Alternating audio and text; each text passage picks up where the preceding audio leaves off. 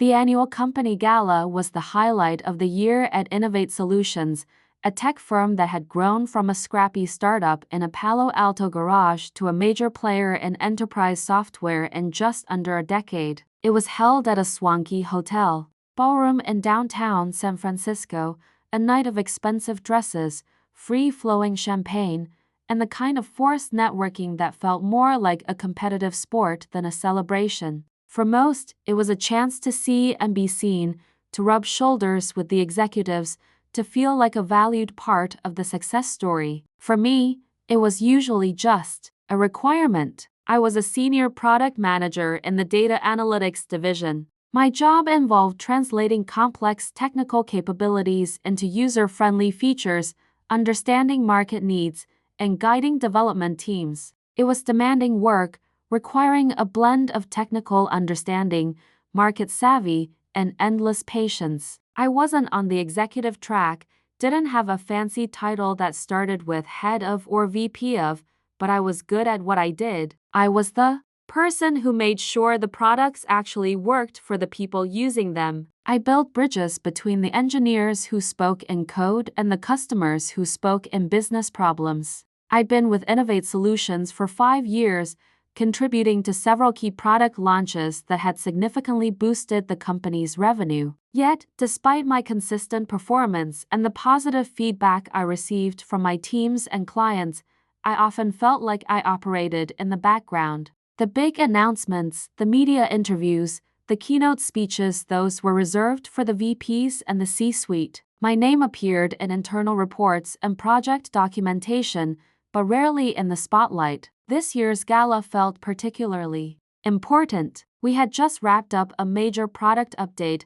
a project I had championed and managed, bringing in new AI-powered forecasting capabilities that our sales team was incredibly excited about. I felt a quiet sense of accomplishment. Maybe, just maybe, this year I wouldn't feel quite so peripheral. I arrived at the ballroom, the sounds of a live jazz band and hundreds of conversations washing over me. The room was dazzling crystal. Chandeliers, tables draped in white linen, waiters circulating with trays of hors d'oeuvres. I found a few colleagues from my team. We exchanged pleasantries, admired each other's formal wear, and made small talk about the usual office gossip. As the evening progressed, I decided to try and network, to step outside my usual circle. I spotted Mr. Harrison, the Executive Vice President of Product Development, across the room. Mr. Harrison was a charismatic figure, a schmoozer par excellence, known for his ability to command a room and take credit for the successes of his teams. He was talking animatedly to a group of people from the sales department, laughing loudly. Gathering my courage, I approached the group during a lull in the conversation. "Good evening, Mr. Harrison," I said, offering a polite smile. "The ballroom looks beautiful tonight." He turned, his smile faltering slightly as he registered who I was. He had that look that people get when they know you, but can't quite place you. Yes, Maya, isn't it?" he said, his tone pleasant but distant. "Enjoying yourself?" "Yes, thank you," I replied. I decided to seize the moment. "I just wanted to say, the team is really proud of the recent analytics update. We've had some fantastic early feedback from the beta users on the new forecasting features." Mr. Harrison nodded, his eyes scanning the room over my shoulder as if looking for someone more important. Yes, the analytics update," he said vaguely. "Good work, team. Important for keeping us competitive." He paused, then chuckled, turning back to the sales guys he'd been talking to. "You know," he said, gesturing towards me with a wave of his hand, as if I were an exhibit, "it's people like Maya here who are the real engine room of the company." Heads down, focused on the details, making sure the trains run on time, he turned back to me, that same dismissive, patronizing smile on his face. "Essential, of course," he added, his voice dropping slightly, "but not exactly visible, are they? You need to be visible in this business, Maya. You need to be out there, making connections, being the face of innovation. Otherwise, you just blend into the background. You become invisible." He didn't say it maliciously, not with outward anger. It was worse. He said it as a simple statement of fact, a piece of unsolicited, condescending advice delivered in front of a group of my colleagues, as if my lack of visibility was a personal failing, a natural state of being for someone like me. You just blend into the background. You become invisible. The words hung in the air between us, even as he turned back to his conversation, his laughter resuming as if he hadn't just delivered a casual, cutting blow. My smile felt frozen on my face. My throat tightened. I mumbled something about getting a drink and retreated from the group, the jazz music suddenly sounding jarring and loud. I found my way to a quieter corner of the ballroom, near a large window overlooking the city lights. The vibrant energy of the gala felt miles away. Invisible. Was that how I was seen? As essential, yes, but ultimately forgettable. A cog in the machine, valuable for my function but not for my presence, my ideas, my potential. The humiliation stung, hot and deep. It wasn't the first time I'd felt overlooked, but to have it articulated so bluntly, so publicly, by an EVP. It was a punch to the gut. I looked out at the city lights, shimmering below, invisible. But as the initial sting began to fade, a different feeling took root. Not despair, but a quiet, burning anger, and with it, a fierce, unwavering resolve. Mr. Harrison thought I was invisible. Fine, let him think that. While he was busy being visible, I would be busy building something that couldn't be ignored. For the past 6 months, I had been working on a side project, a passion project that extended beyond my official duties. It was a completely new software tool, a revolutionary way for companies to visualize and interact with complex datasets, making data analysis intuitive and accessible to non-experts. I believed it had the potential to be a game changer, not just for our clients, but for the entire industry. I had pitched the concept internally, but it had been deemed too niche, too risky, not aligned with the current product roadmap. So, I had started building it myself, on nights and weekends, with the help of a couple of engineers who believed in the vision as much as I did, working in stealth mode. We called it Insight, standing by that window, the city lights reflecting. In my eyes, I made a decision. Insight wasn't going to remain a side project. It was going to be my answer to Mr. Harrison. I wouldn't argue with him, wouldn't try to explain my value. I would build something so undeniable, so impactful that it would force him and everyone else to see me. The days and weeks after the gala were a blur of relentless work. My regular job still demanded my attention, but every spare moment was dedicated to Insight. I worked late into the night, the glow of my laptop screen the only light in my apartment. I spent weekends holed up in coffee shops, sketching out user interfaces, refining algorithms, writing code.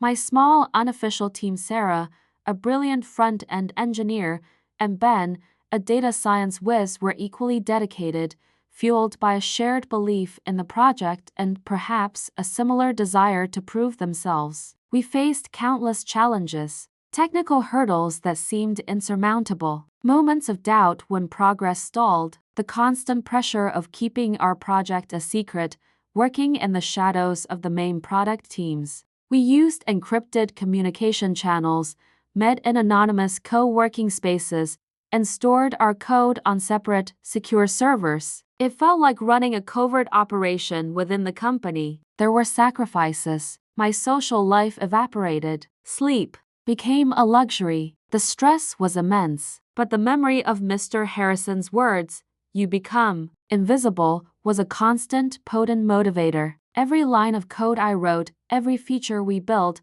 felt like a direct counter-argument to his dismissal. I wasn't just building a product. I was building my visibility. We decided to aim for a quiet, unannounced beta launch. We needed real users, real feedback, before we could even think about a formal company launch. We identified a few potential early adopters, companies we had existing relationships with through our other products, but whose needs aligned perfectly with Insight's capabilities. I reached out to my contacts at these companies directly, bypassing the usual sales channels, pitching Insight not as an official Innovate Solutions product, but as a revolutionary new tool I had been developing. The response was overwhelmingly positive. The beta users loved Insight. They were amazed by its ease of use, its powerful visualization capabilities, and its ability to make complex data understandable. The feedback poured in testimonials about how it was transforming their workflows,